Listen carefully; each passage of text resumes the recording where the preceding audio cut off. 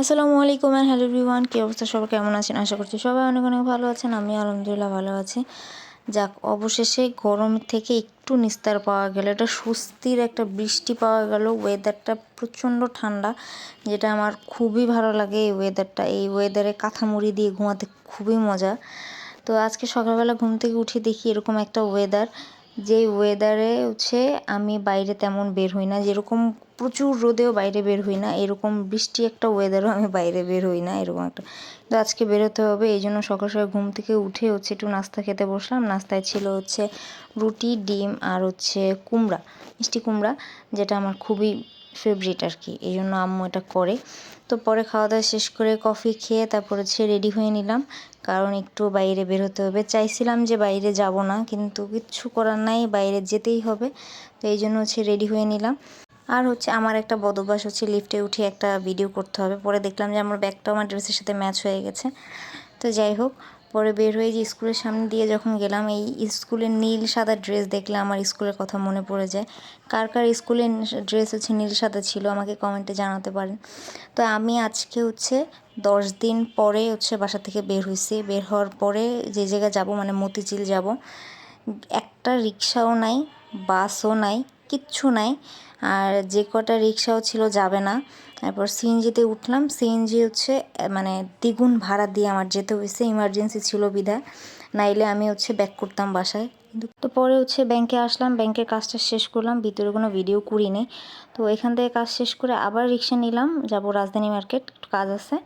তো রিক্সায় উঠে দেখি কী পরিমাণ কাঠফাটা রোদ। বের হইলাম কি একটা সুন্দর ওয়েদার দেখে, আর এখানে আর জ্যামের কথা কি বলবো, যেখানে 10 মিনিটে যাওয়া যেত সেখানে মানে 1.5 ঘন্টা বসে গেছি আর কি। তো যাই হোক, আসছি গজ কাপড় নেওয়ার জন্য, বাসায় পরার জন্য ড্রেস বানাবো, কারণ যে পরিমাণ গরম পড়ছে সামনে আরও পড়বে শুনলাম। তো এই জন্য পাতলা কিছু বয়েল কাপড় নেওয়ার জন্য আসছি, বাসায় জামা বানাবো।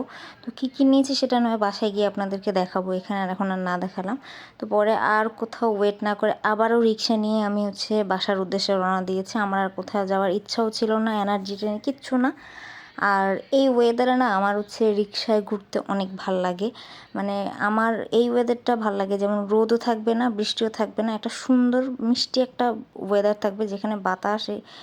এই ওয়েদারটা আমার কাছে খুব ভালো লাগে। আর এই ওয়েদারে আমার রিক্সায় ঘুরতেও ভালো লাগে। সাথে আম্মু ছিল, আম্মু বলছে এই ওয়েদারটা খুব ভালো লাগতেছিল।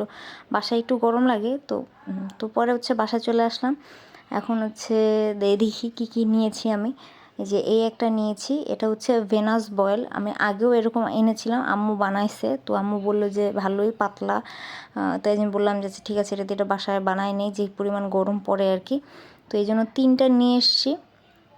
আর ওদিকে তেমন একটা যাওয়া হয় না, এই জন্য একবারে নিয়ে এসছি, যেতে রেখে পরে আবার বানানো যায় এরকম। এই যে আমি এরকমই করি আর কি। তারপরে এই যে এই 3টা কালার এনেছি, কিন্তু বাসায় আনার পর দেখতেছি যে প্রায় সিমিলার হয়ে গেছে 3টা। তো আমার এই কালারগুলোই ভাল লাগে, এই জন্য এই কালারগুলোই বেশি পরি। তো এই যে এটা, এই দুটোর সাথে সালোয়ারের কাপড় ছিল এই। তো যখন আমি বাইরে বের হয়েছি তখন আমার কাছে ফোন আসছে যে আমার একটা পার্সেল আসছে। তো বললাম যে নিচে আমার দারোয়ানের কাছে দিয়ে যেতে, তো সেখানে তারা দারোয়ানের কাছে দিয়ে গেছে। তো কী আসছে সেটা আপনাদের সাথে একটু শেয়ার করি, সেটাও আনপ্যাক করি আপনাদের সাথে। তো রঙ্গন থেকে আমি 2টা হেয়ার টনিক অর্ডার করেছিলাম। এটা চুলের জন্য খুবই উপকারী। অনেক রিভিউ দেখে ভাবলাম যে আচ্ছা ঠিক আছে এনে দেখি। প্রথমে ছোটো সাইজটাই আনছি, কারণ আগে দেখি চুলে স্যুট করে কিনা, কীরকম কী। এরপরে যদি দেখি ভালো ফলাফল পাই, সেক্ষেত্রে পরবর্তীতে বড় সাইজ আনবো।